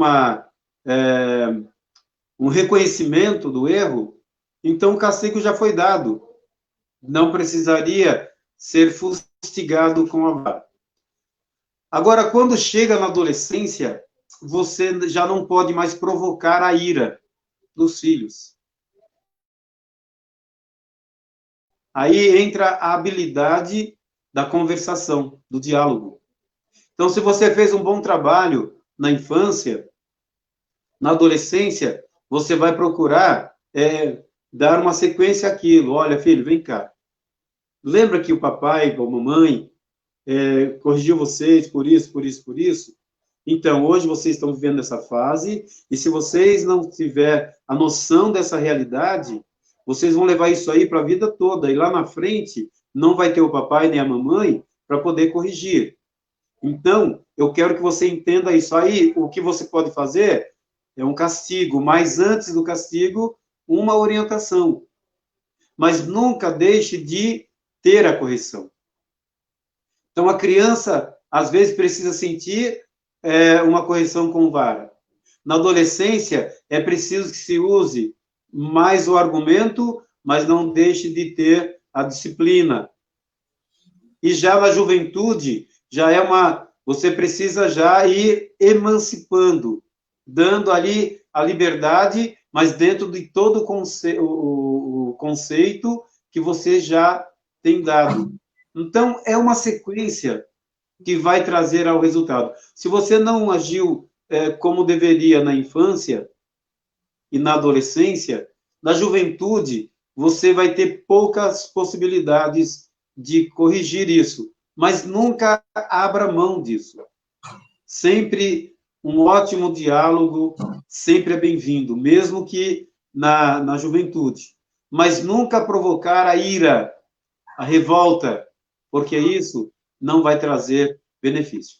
Uma das formas que... Sim. Hoje em dia, pastor, realmente tem essa colocação de que nós, pais, não devemos corrigir o nosso filho na sentada, que isso daí é a moda antiga, né? Até a mídia mesmo prega isso, as escolas orientam que os pais não devem bater nos seus filhos. Uma simples conversa resolve. Só que a Bíblia, realmente, como o pastor colocou, trata de forma diferente. A Thaís mencionou aqui até... uma pergunta, né, quais seriam os tipos de correção por faixa etária, e o pastor acabou respondendo, depois do entendimento, que cada faixa etária precisa de uma correção de uma forma diferente para poder entender, e a lista mesmo colocou que é complicado, né, tipo, poxa, a gente não gosta, eu acho que nenhum pai gosta de corrigir o filho na sentada, tal, mas tem horas que se faz necessário. E essa questão é a que o pastor tem colocado, né? A faixa etária realmente é algo que precisa ser avaliado, o entendimento, a situação, né? Se requer realmente uma correção, ou se de repente uma conversa resolve. A gente, muitas das vezes, assim, o Lorenzo hoje tem 4 anos, né? Eu vejo que ele é muito pequenininho para ser corrigido na sentada. Então, o que a gente faz? A gente conversa com ele a primeira vez, conversa com ele uma segunda vez. Quando a gente percebe que a conversa não surtiu efeito, a gente conversa com ele, Lorenzo, você não entendeu? Nós falamos uma e falamos a segunda vez, o que está acontecendo? Dependendo da forma que ele responder a pergunta que nós fizemos, o questionamento, a gente vai ver se ele está se tornando uma criança, poxa, realmente repreensível, não, uma criança com entendimento, ou se ele está agindo ali na impulsividade, na braveza. Então, nós aqui em casa avaliamos dessa forma. A conversa inicialmente, e depois verificamos, poxa, não está surtindo efeito. Então, você vai sofrer uma correção, vai ter um castigo, X, até você se conscientizar. Para mim, foi dessa forma, eu entendi dessa forma quando criança, eu tento repassar, né, por mais que a orientação não seja de corrigir, mas quando nós fazemos isso, nós temos o amor, né, do filho, então nós temos ali um entendimento e uma forma que tratada com amor mesmo, né? Olha que interessante, né? O Rubens mesmo, ele trabalha, tanto quanto sua esposa, e a gente cuida do Lorenzo, desse garotão bonito aí. E aí vinha desencadeando algumas coisinhas, eu falei, Rubens, está precisando de uma correção. Aí o Rubens falou, pai, o senhor corrigiu a mim, corrige o meu filho também, porque eu quero ele bem educado. E uma única vez que eu dei uma correção no Lorenzo, o cara virou santo. E sabe, e hoje, basta falar com ele, ele ouve. A questão da correção, gente, é assim, ó, se você protelar, você vai cair numa situação ruim, numa situação de reação. A reação sempre é ruim. Quando você pratica ação, que é diferente de reação, sempre vai ser benéfica. A desenvoltura dessa criança. Acompanhe esse crescimento, essa evolução. Quando precisar de falar de uma forma mais dura, mais séria, só que é interessante vocês entenderem o seguinte, ó, nós estamos aqui em 2 fases de vida, né? Eu estou com meus 62, o Rubens e o André estão numa faixa etária, vamos colocar assim, em um estágio abaixo, no sentido assim de gerações, né? Então, a forma com que eu fui criado e com que eu criei os meus filhos, não é preciso que seja como eu criei. Vê se vocês entendem. Porque hoje vocês têm muito mais orientações de como lidar em relação a colocar uma criança, ao invés de corrigir com vara, colocar num banquinho e saber corrigir. É uma maneira estratégica que funciona, tá, gente? Funciona. Nós não tivemos essa orientação. Mas só qual dos pais que vão fazer isso corretamente? Porque o problema não está em fustigar com a vara ou não. Está em aplicar uma disciplina. Então, de repente, um castigo no canto da sala pode ser uma forma de você usar isso como correção. Inclusive, é a forma que a psicologia orienta. Mas só que se não fizer bem isso, nem mesmo uma correção de vara vai resolver. Porque é preciso que haja disciplina é disciplina, correção é correção. Então, se o pai corrige, a mãe passa a mãozinha na cabeça, já estragou tudo. Se a mãe que está resolvendo o problema, o pai não se meta.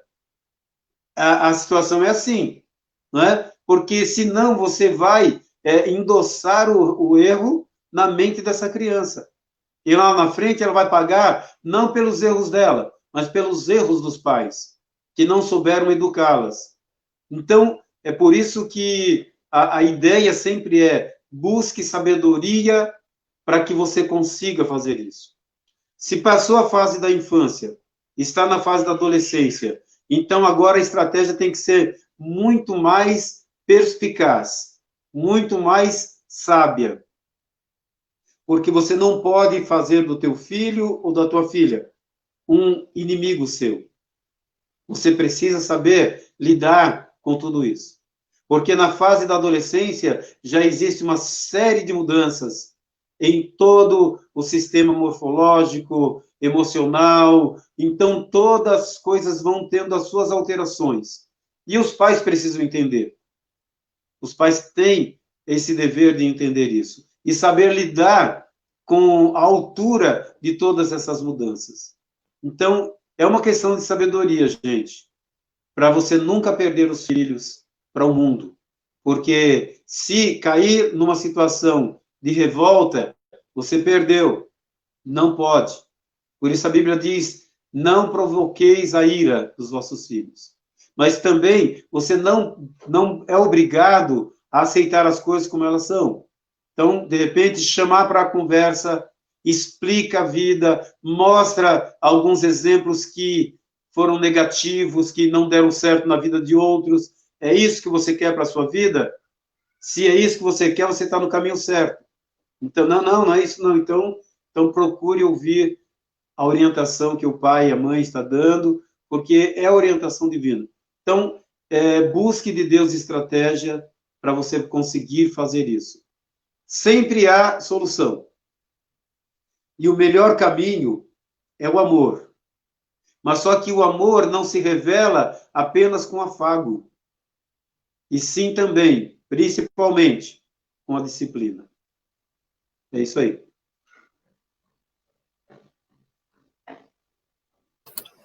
Bom, o pastor falou bastante acerca dessa questão das crianças, o Rubens fez os comentários dele, eu vou aproveitar também, tendo visualizado aí as perguntas e já vendo a posição de cada um, vou colocar um pouquinho do que eu penso, que não é diferente do que o pastor e o Rubens pensam, mas eu quero ver um aspecto diferente. Quando eu tenho uma preocupação muito grande, né, e assim, quando eu falei lá no começo, até o Rubens comentou sobre a questão da sabedoria, eu vejo que é possível você pegar a experiência de outros que já criaram seus filhos para servir como base para a criação dos seus. E muita pesquisa para você entender como que é a melhor forma que se encaixa na sua família. Porque o Rubens falou que cada filho é criado tem uma mentalidade, tem uma personalidade e tudo mais. E cada família também tem os seus aspectos específicos e tudo mais. Então, eu, por exemplo, eu estabeleci duas premissas, na verdade, que são fundamentais para a criação dos meus filhos, e tenho embasado a criação deles nisso.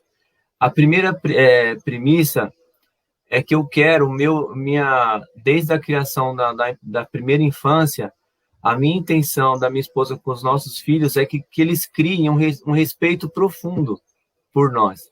Porque, assim, só através do respeito é que eles vão nos obedecer, é que eles vão acatar a nossa orientação para todas as coisas na vida deles. Então, a gente busca fundamentar o nosso relacionamento familiar no respeito. E também a gente tem uma questão de que a gente não pode permitir que eles tenham medo, porque se eles tiverem medo, eles não vão nos respeitar. E no decorrer da vida eles vão mentir, eles vão criar caminhos diferentes, vão criar ramificações fora do contexto familiar.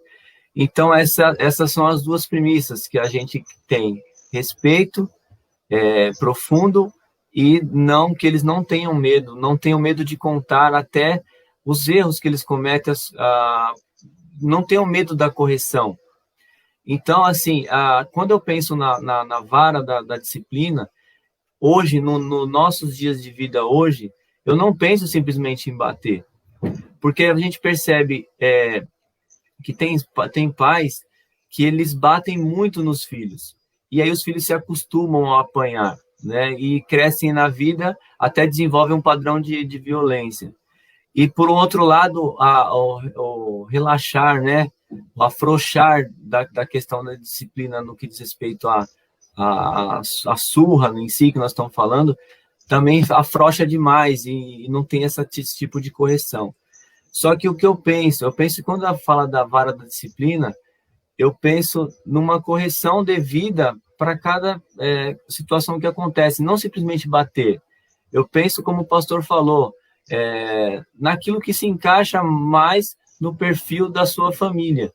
Então, por exemplo, na minha família, bater é a última instância, porque eu tenho receio muito grande de que passe dos limites. E uma coisa que eu aplico muito, quer dizer, eu aplico sempre, eu e a minha esposa aplicamos sempre, mesmo que por mais assim escandaloso que seja a atitude, o erro da criança, a gente não corrige com ira, porque se você corrige com ira, você foge da sua razão e você perde o fio da meada para conseguir o resultado da correção, que é a conscientização da criança. E eu vejo assim que, às vezes, os pais perdem essa oportunidade no decorrer da infância de criar um padrão de correção, correto, digno, tranquilo, para se administrar, e quando chega na fase da adolescência e da juventude, ele já não tem mais o domínio.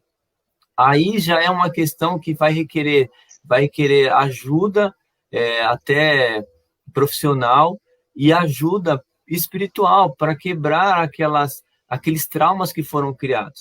Eu vejo assim essa questão de criação dos filhos uma questão muito difícil, um trabalho muito árduo, um trabalho que é de minúcias, né?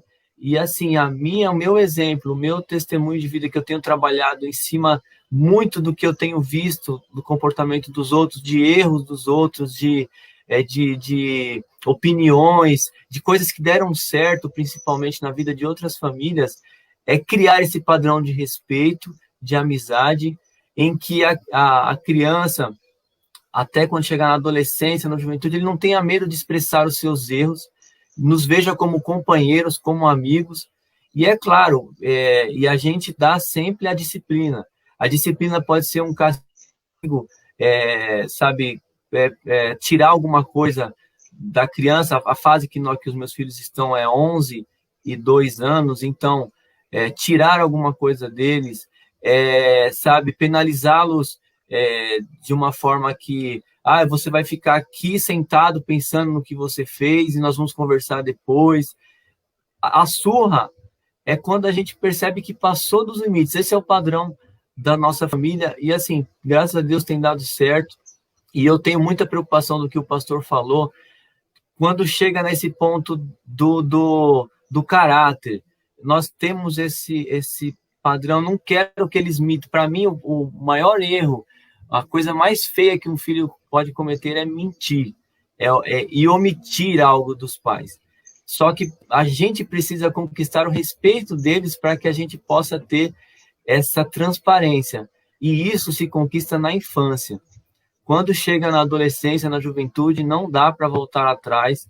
A gente vê por muitos casos que a gente tem observado de familiares, de amigos, que é na infância que a gente tem que formar esse fundamento e tomar cuidado para que nada assim seja excessivo. É uma missão difícil, mas graças a Deus eu glorifico a Deus que eu tenho tido sucesso e eu posso dizer que, como pai, eu sou amigo dos meus filhos e mais a Isabelle, que tem 11, que tem me dado um respaldo muito bom. Ela não mente, ela confessa as coisas e ela recebe o castigo, né? Você percebe que numa conversa só ela já chora, já desabafa e já se arrepende quando comete um erro. Então, assim, a gente raramente precisa chegar no ponto de corrigir com uma surra, né? Então, é isso que eu tenho para passar para vocês. E a gente aplica com amor. Nunca corrija o filho com ira, porque você não vai ter um bom resultado. Eu espero que tenha ajudado a todos que estão assistindo aí, complementando, né, aquilo que o Rubens e o pastor já têm falado, que é de grande importância e grande valia para nós. Sim, essa questão do amor é realmente importantíssima, assim como nós vivemos aqui, mencionamos a questão da palavra de Deus, que tudo está baseado no amor. Eu aprendi assim, fui criado dessa forma, e tento seguir dessa mesma maneira, né, para com os filhos. E isso é muito legal de ver. O André tem duas fases realmente bem diferentes, né, 11 e 2 anos, que tem que saber como manejar cada uma das faixas etárias, né. E só para a gente poder deixar a palavra do pastor já finalizar, hoje a gente entendeu um pouco mais, né, já estamos lá em 1 hora e 42 minutos de aula, mas é muito gostoso esse tema, né, porque, poxa, é o nosso dia a dia, é a nossa vida. E antes do pastor da sequência, só queria colocar aqui que a Pamela, né, ela agradeceu as orientações, que realmente tem sido muito bom. A Tainá comentou assim, que aqui em casa teve todas as opções, vara, castigo, muita conversa, e na juventude ensinaram ela a assumir as consequências dos atos que ela cometia. Então, nós estamos nessa aula realmente recebendo grandes conhecimentos. E até a mãe dela, né, a Rose, comentou que é verdade, que foi dessa maneira mesmo. Aqui, a Pâmela fez um questionamento e a Verônica também. Então, vou deixar aqui, pastor, só esses dois questionamentos para você dar o endosso aí, que essa matéria é muito legal, porque quando trata de família, né, e eu mencionei, né, o pastor Wilson tem 4 filhos, e cada um tem uma mentalidade diferente, né, são atitudes diferentes de cada um deles, e isso daí, às vezes, pode gerar alguma dificuldade para os pais saberem administrar, saber como colocar. Então, eu vou mandar aqui a pergunta da Verônica e depois da Pâmela. A Verônica comentou assim, pastor, o que fazer quando o filho já é maior de idade e desafia a sua autoridade, né? Desafia você. E a Pâmela colocou que ela tem um filho especial de 8 anos e tem um de 14 anos que não é especial. A educação que estou dando para o meu especial teve de ser um pouco diferente do outro filho, e eu estou amando essas orientações. Então, eu posso fazer esses comentários para a Pâmela e também para a Verônica. Então, primeira pergunta que eu vou falar sobre a pergunta da Verônica, né? Eu vou falar em cima do que a Bíblia diz, né? A gente precisa, Verônica, sempre levar em consideração as faixas etárias. Nessa fase de 18 anos, em que o jovem ele já está com a sua vida determinada, já fez as suas escolhas, e é como se ele já estivesse na posição de viver a sua vida. Então, ele precisa viver a sua vida. Você não tem mais como interferir numa questão dessa. Então, para que um filho ele chegue ao ponto de desafiar a autoridade no lar, é porque ele já não tem como mais conviver nesse lar. Porque para ele conviver nesse lar, ele precisa se submeter à orientação do pai e da mãe. Eu sei que é duro isso que eu estou falando, mas é a realidade bíblica. Então, deixa o homem a casa do seu pai para ter a sua vida própria e se unir a uma mulher. Esse é o padrão bíblico. Mas aquele que não quer partir para essa orientação, de qualquer forma, quando ele já está dirigindo a sua própria vida, ele está no lugar errado, já não está mais se submetendo às determinações da sua casa. Eu repito, é uma realidade dura, mas a forma que a gente vê é assim.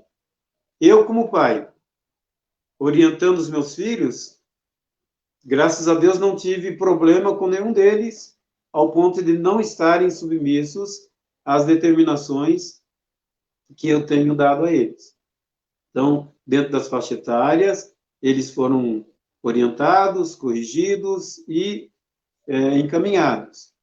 Mas se um deles batesse de frente comigo, eu simplesmente, sem me irritar, eu iria chamar para a conversa e falar: filho, você tomou uma decisão, né, de confrontar a minha autoridade, é um direito que você tem de obedecer ou não obedecer, mas a partir desse momento, então, você vai precisar procurar aonde você vai edificar a sua morada, porque debaixo do meu teto você não vai poder conviver. A natureza ensina isso. Se você assistir como que é a vida na selva, a vida dos leões, o leão, quando ele vê que o filho já está num tamanho de formado, ele vai criar uma situação para os leõezinhos se mandarem, porque senão vai ter problema. Por quê? Porque cada um tem que ter a sua área de atuação. A questão das escolhas da vida é algo assim, que cada um tem o seu direito de escolher o que quer ser. Infelizmente, existem aqueles que têm uma péssima escolha, mas nem mesmo Deus interfere nas escolhas que as pessoas têm. E a Bíblia diz que Deus entrega o homem às suas infâmias, aos seus próprios pensamentos, aos seus próprios desejos, porque é algo que ele tem direito de escolher. Agora, isso também se aplica dentro de casa. Espero que não haja necessidade em nenhum de vocês, como não houve na minha questão familiar, de tomar uma decisão como essa. Mas o filho, ele precisa ter uma postura. Você está debaixo do meu telhado, filho, eu não preciso ficar irritado com você. Se você não estiver disposto a cumprir com as determinações dessa casa, eu não tenho como permitir que você continue. Gente, são coisas naturais da vida. Espero que eu tenha respondido a sua parte, Verônica. E para que isso não ocorra, aqueles que estão começando a sua vida de ensino, correção, disciplina, trabalhe bem a infância, trabalhe bem a parte da adolescência, para que na juventude as coisas consigam estar no mesmo padrão de conversação. Nunca na ira, nunca na revolta, mas sempre no diálogo. O filho não é obrigado a te obedecer, Verônica. Você tem o papel de orientar, de mostrar o caminho, mas ele não é obrigado a te obedecer. Mas você também não é obrigado a aceitar esses confrontos. Então, existem situações em que é preciso que se tome decisões. E a decisão é um diálogo. Chamar para a conversa e colocar limites. Se é isso que você quer, as portas estão abertas para você ficar dentro desses limites. Mas então eu não quero assim, não quero. Bom, então agora você está tomando uma outra decisão. Então você está livre para você viver a sua vida, mas não debaixo da sua cobertura. Essa é a resposta. Agora, em relação a Pamela, eu não consegui entender bem a pergunta, Rubens. Na verdade, foi mais uma afirmação mesmo, né? Ela disse que ela tem 2 filhos, um filho de 14 anos, né? E tem o segundo filho de 8 anos, que esse filho ele é especial. E ela dá uma orientação diferente, né? Para um e para o outro, acho que por conta dessa situação do filho mais novo. É só um comentário que ela fez e ela disse que está amando as orientações. Ah, sim. Que ótimo. É isso aí. É isso aí. Pode concluir, Rubens. Maravilha. Então, em relação aqui, nós falamos hoje aí sobre o marido, sobre a esposa e também sobre os filhos, tanto o papel dos filhos como o papel dos pais na criação dos filhos. E a conclusão da nossa revista, ela fala o seguinte, que no modelo divino, todos os membros da família cumprem deveres específicos. O marido tem o dever de liderar e amar sua esposa. A esposa, o dever de submeter-se e respeitar a liderança de seu marido. Aos pais, o dever de educar seus filhos segundo as Escrituras. Aos filhos, o dever de obedecer e honrar a seus pais. Assim, o amor, o respeito mútuo e a prosperidade fazem parte da família que se porta conforme Deus planejou. Então, realmente, só conquistamos bênçãos, né, por seguir as orientações bíblicas. Amém. Que Deus abençoe a todos. Agradecemos aí a participação de todos vocês. E eu acho super interessante mesmo esse tema família, porque mais interessante ainda da forma que nós estamos abordando, porque a visão que eu tenho, conforme a Bíblia e a prática de vida, ela soma com a visão que hoje os meus filhos, e considero o André também como um dos meus filhos, tem para poder aplicar na família deles. Porque vem o conceito bíblico, vem a experiência, no caso pastoral, e vem também a atualidade, a maneira em que hoje se tem de informações, mas nunca esquecendo a base, que é aquela base do respeito, do amor e do diálogo, sempre. Né? Que o Senhor possa nos ajudar a alcançar. Nunca, eu quero deixar essa frase para vocês, nunca é tarde para se chegar a um resultado positivo. É preciso que haja sabedoria, que haja diálogo e que haja determinação, respeito pelo livre-arbítrio, até mesmo dos filhos, quando já estão numa idade aí da sua juventude para levar a sua própria vida. Porque a vida é feita de escolhas. E felizes são os pais em que os seus filhos fizeram as melhores escolhas. Que Deus abençoe a todos, em nome de Jesus. Amém. Deus abençoe a todos. Amém. Aí, agradeço a todos que participaram aí. Só para poder fechar os comentários aqui, né? A nossa irmã Lia, que é uma mãe para a gente, é uma pessoa muito amada por nós, ela comentou aqui as colocações, né? Que ela viu o crescimento dos filhos do pastor e orientação, ensinamento e educação que eles deram para os seus filhos. Foi com muita sabedoria e muito amor. Então, nós temos uma testemunha aí sobre isso, pastor. E glória a Deus pela vida da nossa irmã Lia, que era muito próxima de nós, né? Digo assim, da vizinhança, morava muito próximo. e até hoje é uma pessoa muito próxima a nós, né? Temos um amor muito grande por ela. E a Alicia informou que são ensinamentos riquíssimos, né? E ele agradece por esse ensinamento, que Deus possa nos abençoar. Amém, Alicia, foi.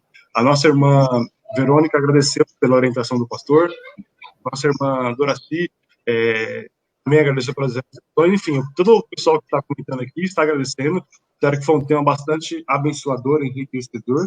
Então, agradecemos a vocês por estarem conosco nessa conexão, que é muito gostoso a gente poder compartilhar, né? É um pouco da Bíblia, um pouco da nossa vida, assim, como exemplos em relação à palavra do Senhor, da forma que nós nos portamos, e esperamos sempre contribuir para que possamos ajudar vocês em qualquer situação, tendo base aí a palavra de Deus. Amém? Deus abençoe a todos vocês. Amém. Um abraço para todos. Vamos orar? André, vamos orar? Amém. É isso aí. Senhor Deus, te agradecemos por essa manhã gloriosa. Te louvamos, Senhor, por mais uma oportunidade que o Senhor tem nos dado, Senhor. Oportunidade riquíssima para rever todas as questões do nosso dia a dia e para que possamos pautar as nossas atitudes, a nossa caminhada, diante daquilo que a Tua palavra nos orienta. Senhor, no nome de Jesus, nós te agradecemos. Deus abençoe a todos e às 18 horas estaremos aqui, num grande culto, para louvar o nome do Senhor Jesus. Transmissão ao vivo pelo Facebook e pelo YouTube. O link vai estar no grupo da nossa comunidade lá no WhatsApp. É isso aí. Maravilha. Um abraço a todos vocês. Ótimo domingo. Na página do Pastor Ivo também o link vai ser colocado.